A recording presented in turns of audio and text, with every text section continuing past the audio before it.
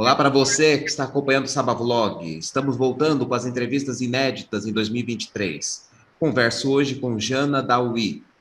Ela que é de esquerda e vamos falar sobre o governo Lula que está começando. Tudo bem? Obrigado por ter aceitado o convite. Obrigado você pelo convite, né? Tá bom, então.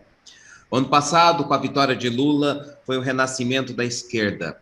Mas nos diga os retrocessos dos últimos 4 anos e que precisam ser revertidos com Lula.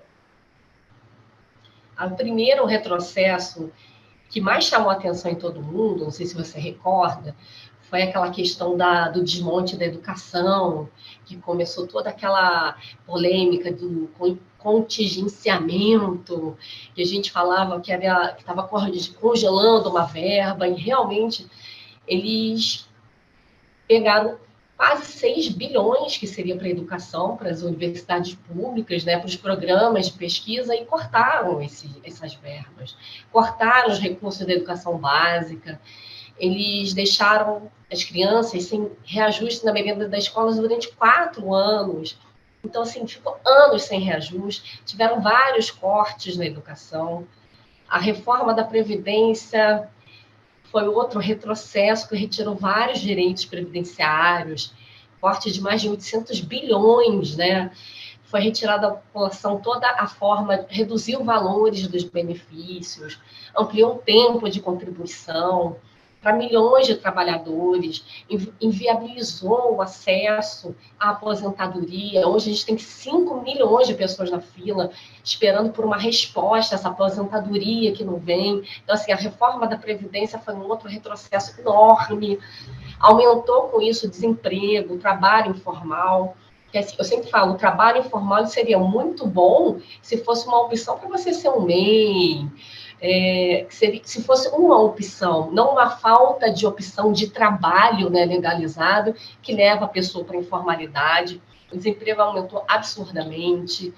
A liberação dos agrotóxicos foi muito prejudicial, não só para a nossa questão de saúde, mas eles liberaram veneno muito mais rápido, de uma forma absurda, muito mais do que uma vacina. A gente lutou para ter vacina, mas tinha agrotóxico o tempo todo. A Amazônia, ela perdeu muito com desmatamento, então o Lula vai ter que investir muito, aumentar a educação, os recursos para a educação, voltar a ter os investimentos das bolsas de estudo, né? Revogar a reforma da Previdência, né? Agora a gente vai ter o ministro da Previdência, o Carlos Lupe, né? Algo tem que ser feito, porque o pobre ficou muito prejudicado, né, nessa gestão Bolsonaro. Investimentos, né? Criar trabalhos para que movimente a economia e as pessoas voltem para os postos de trabalho, né? Reverter toda essa questão do agrotóxico, voltar a ter investimento no fundo da Amazônia para a gente conseguir, ao longo prazo, reverter toda essa questão do desmatamento, enfim, tudo isso foi um retrocesso muito grande. Eu acho que esses pontos básicos, a saúde também ficou muito prejudicada, o SUS teve cortes absurdos, né, nos investimentos da saúde, então tem que realmente reconstruir, né? A gente foi destruído praticamente. Muito. O Brasil está dividido, no caso, os políticos, né? E com o Congresso aparentemente em desvantagem por muitos serem de direita. Futuramente, Lula conseguirá indicar ministros para o STF, por exemplo? Enfim, como que ele vai conquistar esses políticos, né? Né? Vai ter que ter uma escolha em algum momento, né? Tem a indicação do presidente da República, só que antes, eu acredito, né, até porque a gente hoje tem uma parte do Senado de direita, mas como essa escolha do presidente, antes dele ir a plenário no Senado, ele passa pela Comissão Constitucional de Justiça, né, que é o CCJ do Senado. Lá eles analisam essa indicação, se possui notável saber jurídico. Então, acredito que essa questão da linha do posicionamento político ela possa atrapalhar um pouco, mas não acredito que eles vá de encontro essa sabatina, né, que o indicado passa, para chegar até o Senado, porque antes do Senado votar, tem esse conselho dessa Comissão Constitucional de Justiça, e eu acho que eles aprovando, né, eu acho que o Senado pode até tentar se opor, mas acho que não vai prejudicar essa indicação, né? Porque ele passa por uma comissão constitucional. Eu não acredito que o Senado vai bater de frente, não é uma indicação qualquer, né? Ele passa por todo um trâmite. Teve a última pessoa que foi indicada, foi mais fácil, porque foi Bolsonaro e já tinha todo um Senado de direita. Mas nas últimas vezes, assim, de todos os ministros que foram indicados, acho que só 4 ou 5 que não passaram nessa sabatina e foram indicados. Geralmente passa, entendeu? Acredito que eles não vão se opor muito, não. Certo. O povo está dividido também. Nós tivemos uma eleição muito apertada. E você, na sua opinião, nós vamos ter paz como antes? Ou Lula viverá os mesmos problemas que Dilma Rousseff viveu no segundo mandato, com manifestações pelas ruas, pedindo a saída? Eu acho que paz a gente não vai ter tão cedo, porque o bolsonarismo ele se espalhou entre as pessoas de uma forma, mas eu não acredito que chegue ao ponto de ter um impeachment, um golpe, como sofreu Dilma. Eu acho que o Lula e todas as pessoas que entraram, eles estão mais agora atentos a esse tipo de coisa. Mas eu acredito que vai ter ainda muita manifestação de gente na porta do quartel, essas manifestações que tem tido agora, que parece, a princípio, a gente ficou meio preocupado se seriam coisas extremistas, mas depois dessa posse que eu vi que eles conseguiram controlar a situação, controlar os ânimos, eu tenho certa esperança. Eu acho que ainda vai ter, sim, manifestações. Eu acredito que tem gente que vai montar acampamento na frente do quartel 1 ano, 2 anos, porque é uma ideologia deles, sei lá, eles parecem uma seita, parece que eles estão ali fazendo amizade, não tem uma ideologia política, é só o ódio ao PT, ódio ao Lula. Então, assim, depois que eu vi que as coisas foram controladas nessa última ação que a gente teve, não teve grandes problemas na posse, eu não acredito que vá haver, assim, grandes conflitos. Vai haver manifestação, vai continuar, vai ter gente que vai pedir o impeachment, manda a boca para fora, vai ter, mas não acredito que sejam manifestações ao ponto de como eles tramaram para Dilma, uma pedalada fiscal que não houve, e o Congresso foi lá e tirou. Não acredito que vai chegar a esse ponto. Mas que tranquilo não vai ser, não vai ser. Eu acho que vai haver, sim, algumas manifestações na rua, mas não uma articulação política que possa tirar o Lula como tirou a Dilma. Entendi. Existem diferenças na corrente de esquerda entre o marxismo, comunismo e o socialismo? Se tiver, explique o que difere uma da outra. Pois é, a esquerda em si no Brasil, ela não é unida justamente por essas vertentes que há pequenas diferenças, quer dizer, existem enormes diferenças de acordo com grupos políticos, né? Você tem partidos no Brasil que acham que a revolução vai vir através do proletariado, né? Você tem partidos no Brasil que têm de cunho totalmente socialismo a favor da forma de organização social. Então, eu acredito, o Marx passou toda a sua carreira se opondo àquilo que ele chamava de socialismo utópico, né? Que era uma versão utópica das coisas, futurista, imaginária. Marx criou aquela teoria própria sobre o comunismo, ele chamou em sua teoria sobre o comunismo o socialismo científico, né? Ele acreditava no modo de produção é fundamental em uma sociedade, que o socialismo seria historicamente inevitável. E, de fato, o socialismo ele foi um sistema que realmente foi colocado em prática. O comunismo, em sua plenitude, ele nunca existiu. Então, assim, ele não passa de uma utopia. Acaba que os partidos de direita que no Brasil que se predominam são a questão, hoje em dia, progressista, né? A gente pensa num progresso, numa evolução, e as pessoas vão se perdendo muito nessa questão de comunismo, socialismo, e, na verdade, ela tem um cunho socialista. A gente quer o melhor para a sociedade, para o povo, que eles tenham uma igualdade de direitos, mas acaba que a gente, através todo mundo tem que trabalhar, o capitalismo acaba tomando parte disso. Então, assim, tem cunhos socialistas, que seria o ideal para a gente, que a gente tivesse uma igualdade de direitos, que ninguém passasse fome, que tivesse igualdade de salários, essa coisa toda, mas que, na verdade, nós temos uma sociedade neoliberal e isso não é possível. Mas o ideal que a maioria dos partidos de esquerda que tem no Brasil, ele se espelha mais na teoria socialista. O comunismo é só uma utopia que o Brasil nunca chegou nem próximo. O governo Lula está se encaixa em qual dessas categorias? É socialista. Socialista? Eu acho que a gente está muito mais próxima do socialismo. Muito mais. Ele defende o socialismo como uma forma de organização social. A gente tenta, pelo menos, chegar mais próximo disso, né? Infelizmente, nós somos um país... Felizmente, nós somos um país grande, muito rico, e que acaba que o neoliberalismo é que acaba dominando tudo, porque a gente tem muito produto para exportar, para importar, e acaba movimentando a nossa economia, a nossa sociedade. Mas o ideal que a gente teria como sociedade, uma sociedade igualitária, justa, seria o mais próximo de um socialismo. Foi muito deturpado, então, o significado dessas palavras?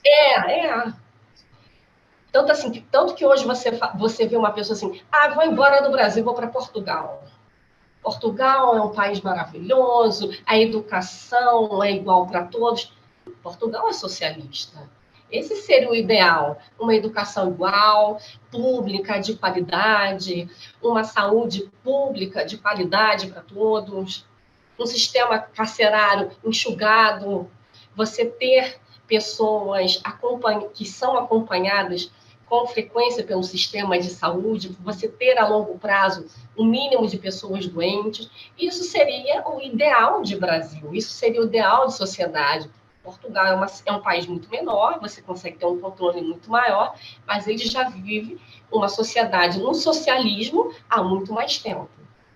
E aí as pessoas saem do Brasil porque não quer o socialismo no Brasil, que a gente vai passar fome e vai morar em Portugal, que é um país socialista, que tem tudo que a gente deveria ter como base na nossa sociedade. Uma educação de qualidade desde criança, uma formação universitária de excelência, saúde, moradia digna, seria o ideal, né?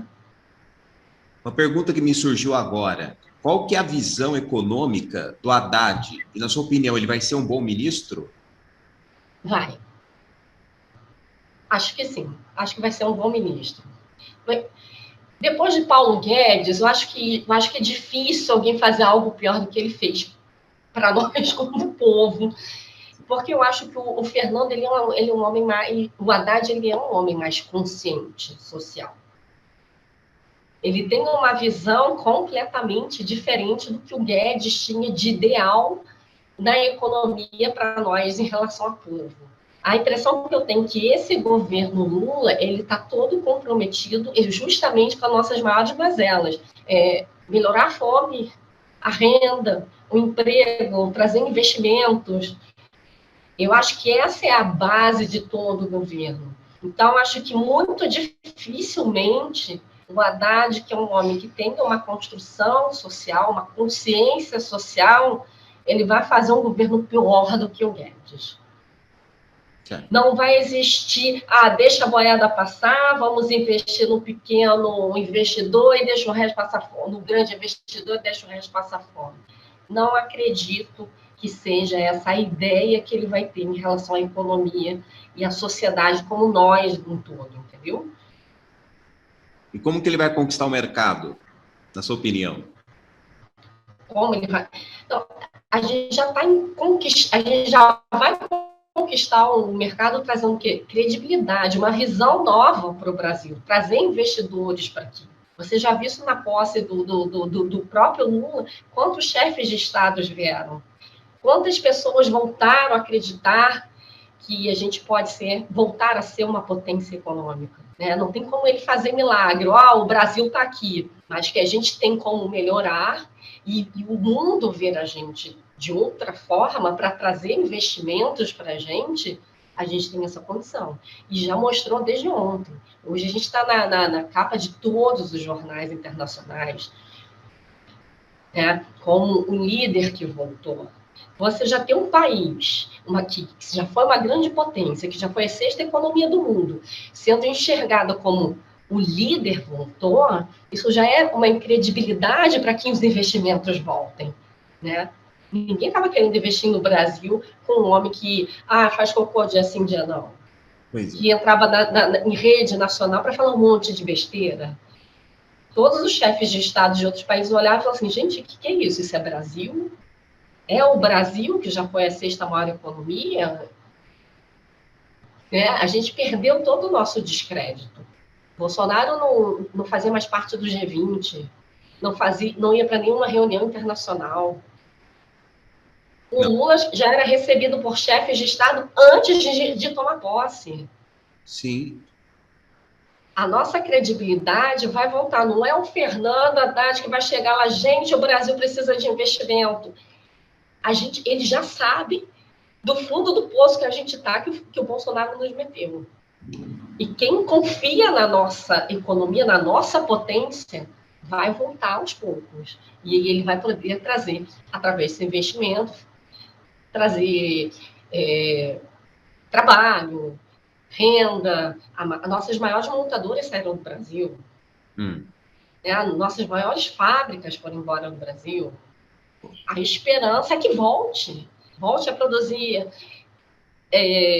dinheiro aqui dentro, volte a rodar a nossa economia, volte a oferecer emprego. Se eu fosse dona de uma grande empresa, eu também não ia querer ficar num país onde a economia está afundando e o presidente é um maluco. Eu também ia embora. Ninguém quer investir num barco que está afundando. Não. Mas quando você vê as coisas melhorando, eu tenho esperança de que aquele investimento, aquilo volte, retorne, para que a gente volte a ter emprego, renda e fazer a nossa economia girar e voltar a ser uma grande potência econômica que a gente tem todas as condições de ser. Certo. Não vai ser milagre do Haddad, vai ser um conjunto. Claro, sim. Voltando a falar sobre a divisão que o Brasil está vivendo, que o povo brasileiro está vivendo, você acha que acredita que é possível a gente viver bem em sociedade e ficar sem falar em política? Não, a gente tem que falar em política. O problema é que hoje as pessoas não estão falando de política, a gente está brigando. Está todo mundo tão exaltado que quando você vê, você está brigando, você está batendo boca com a pessoa na rua. As pessoas não estão conseguindo dialogar. Sim. Tem uma dívida de tanto, é culpa do PT. Não, mas o PT deixou tanto. Não, mas nunca é culpa de ninguém. E as pessoas não estão conseguindo trocar ideias, trocar informações. Aí, os diálogos hoje começam bem, daqui a meia hora as pessoas estão discutindo. Ninguém está se ouvindo, parece que todo mundo está louco. Parece que as pessoas estão discutindo como se fosse briga de torcida organizada. Ninguém está se ouvindo. Exatamente. E às vezes você quer explicar para a pessoa, olha isso, funciona assim. Não, as pessoas não querem ouvir. Elas acreditam lá na tia do Zap, a outra, você está vendo muito Globo, a outra, vai no Google, e você acaba discutindo e ninguém consegue conversar e trocar as informações corretas. O bolsonarismo estragou até a ideia das pessoas. As pessoas não estão conseguindo mais conversar, se escutar, entender o que está acontecendo. Porque às vezes eu te trago uma ideia que você não saiba, você, opa, vou lá, vou pesquisar. Não, as pessoas já querem discutir mesmo não sabendo. Tá meio louco isso. Então, assim, eu acho que até para dialogar decentemente com alguém, a gente ainda vai demorar um tempo. Mas a gente tem que falar de política. Tá certo. Continuar falando de política, porque a gente só vai construir ideias melhores, um país melhor, da gente trocar as informações. Então, da gente tirar o véu da ignorância de certas pessoas. Então não há como ficar sem falar em política. Tem que falar de política. Porque tudo na nossa vida é política. Até a gente está aqui agora conversando, é política. Se a gente vivesse lá na ditadura e na intervenção militar que eles estavam pedindo, de repente, hoje a gente não tinha acesso a um computador para estar se comunicando. Verdade. Tudo é política. Sim. Verdade, verdade. Mas você falou pessoas que se encontram na rua e que brigam, mas pessoas que já temos uma relação de amizade, parentes, você acha que é possível viver bem com preferências diferentes? Olha, eu tive experiências que eu criei um ranço, que tem gente que não quer conviver nunca mais na vida. Ah, Eu acho que isso acontece também na vida de outras pessoas. Porque o que aconteceu? A gente não descobriu naquelas pessoas que a gente conversa uma preferência política diferente. A gente descobriu nas pessoas caráteres diferentes. Porque como você pode ser amigo de uma pessoa onde você defende direitos humanos, onde você defende que a pessoa não deve catar comida no lixo e a outra pessoa está rindo que alguém está morrendo de Covid? Que alguém está rindo que a gente vai comer picanha porque é só trabalhar, enquanto tem milhões de pessoas que não têm nem um pão. Então, assim, não é uma preferência política, são comportamentos diferentes que a política te mostrou. certo. Você vê, hoje você conversa com pessoas que acham normal serem racistas. Você hoje conversa com pessoas que acham normal ser capacitistas. Eles não veem problema nenhum em falar mal do gay. Eles não veem problema nenhum em ridicularizar o cacique. Ah, tem uma tampa na boca. Então, não é uma questão de política, é uma questão de comportamentos completamente diferentes da sua posição. Não é só uma posição política. Porque não tem como. Ah, por exemplo, eu sempre defendi direitos dos presos. Eu não acho graça a pessoa que fala para mim, ah, CPF cancelado. Como é que essa pessoa vai ser minha amiga? Como que essa pessoa vai ser minha amiga? Ah, morreu 28 pessoas numa chacina e ela acha graça. Como que você acha graça de 28 pessoas morrer? Então, não é uma preferência política diferente só. São opiniões de vida, de visão de mundos completamente diferentes. Sim, com certeza. E isso mostrou para a gente nesses últimos anos. Sim. E explique o significado de direita, o que eles defendem de fato, e a esquerda, e o que vocês defendem. É assim, as pessoas de direitas, eles querem livre mercado, né? Entende que a sociedade vai ser melhor organizada se for direitos individuais, eles são a favor da privatização, uma série de coisas que que o Estado não tem que interferir na vida do indivíduo, como se a gente não pagasse imposto, né, e tivesse direito ao Estado nos voltar aquilo que a gente paga de imposto. É como se o Estado estivesse distribuindo dinheiro para a gente e a gente se pergunta, e o Estado trabalha onde? O Estado não produz riqueza. Tudo que a gente tem direito através do pagamento dos nossos impostos. Sim. Então, assim, a direita defende, para mim, no conceito de sociedade, uma realidade totalmente utópica. Ah, porque eu sou tradicional, meus valores são religiosos, eu quero uma vida privada, eles querem estatizar tudo, e a gente vai viver do quê? Né? As políticas de esquerda, elas tá sempre do lado do trabalhador, dos direitos da igualdade, da questão de defender direitos que a gente, ao longo de tanto tempo, vem conquistando, né? Porque hoje você vê pessoas que, não, de direita, eu sou a favor de privatizar tudo, mas quando fica doente vai no SUS, que foi ampliado por uma política de esquerda. Vai tomar vacina? Não paga, vai no SUS. que é de uma política de esquerda, então, assim, utiliza todos os direitos que a esquerda conquistou esse tempo todo e defende um outro tipo de sociedade da qual ela não se toca, que ela não vai ter condições nunca de viver. Sim. Entendeu? Então, assim, as pessoas falam, eu sou de direita, eu sou conservador, eu sou a favor da família. A favor da família todo mundo tem família. Agora, essa questão de privatizar tudo, nós temos as melhores estatais. A Petrobras rende milhões para o nosso país, é uma das estatais que a gente tem que mais lucra no mundo. Como é que você vai lá e vender por preço de banana? Então, assim, as pessoas defendem coisas que elas não têm a menor noção na prática do que seja. Certo. Voltando às eleições que tivemos ano passado, como é que você acha que foi o desempenho, por exemplo, do Ciro Gomes? O Ciro, eu sempre falei desde o início, eu acho que ele teria um desempenho melhor se ele focasse mais lá no projeto dele de desenvolvimento, se ele falasse mais dele. Tanto ele quanto a própria militância do PDT passou a campanha inteira atacando Lula.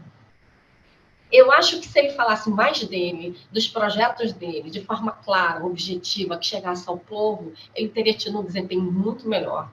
Porque o Ciro é um político que tem toda a capacidade do mundo para ser um presidente, um bom presidente.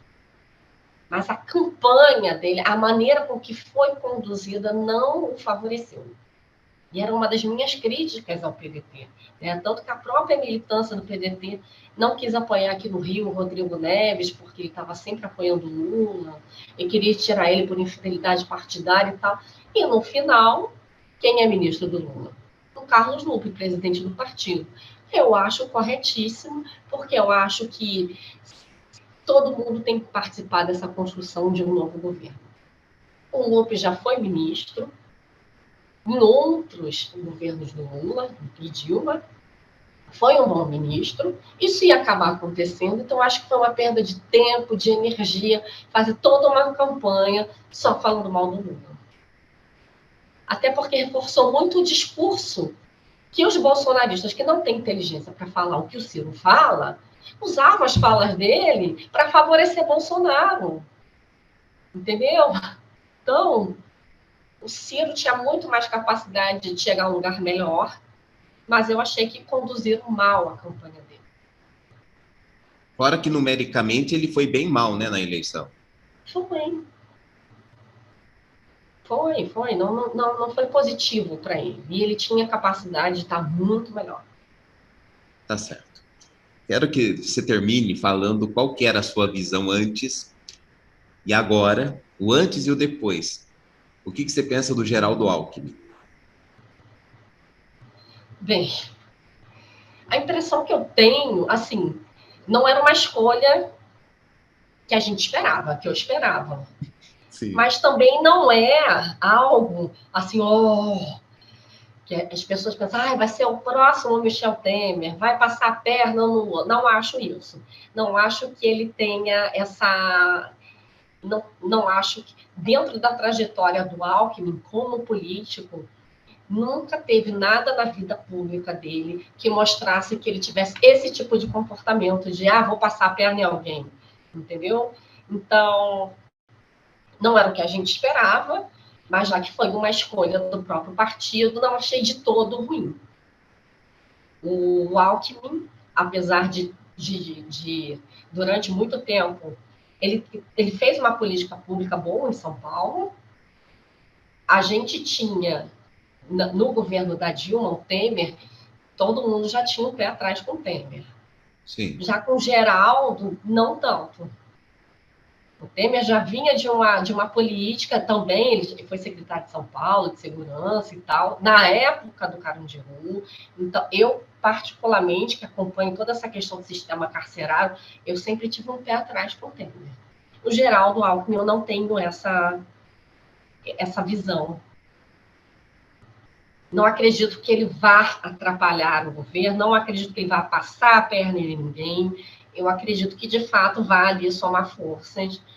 E espero que a inteligência dele faça uso da inteligência dele para a gente realmente sair desse buraco que a gente está. Eu não sei se a gente melhora agora, não. Eu acho que só lá para o fim do governo ou no próximo.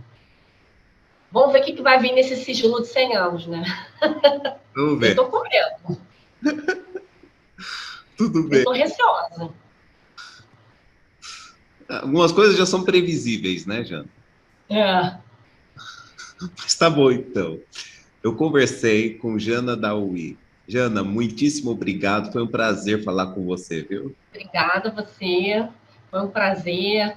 Que esse ano seja melhor para nós. Amém. Que a gente consiga construir um país de fato melhor e pare de discutir besteiras, né? Porque a gente está discutindo na rua igual doido. Que a gente consiga voltar a reconstruir, a conversar. Exatamente. Desejo isso. Muito obrigado. Obrigada a você. E obrigado a você que nos assistiu. Até semana que vem, se Deus quiser, com mais um Sabá Vlog. Tchau.